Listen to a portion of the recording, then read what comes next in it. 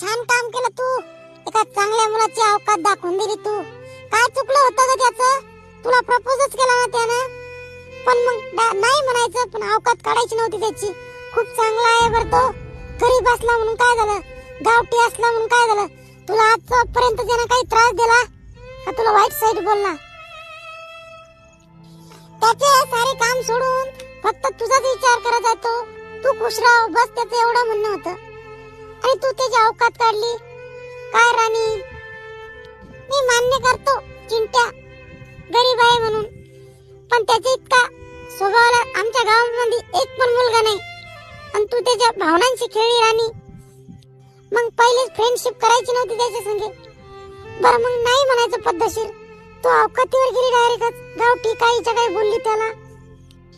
मान्य करतो आम्ही गावठी आहे, पण आमच्या इतका जीव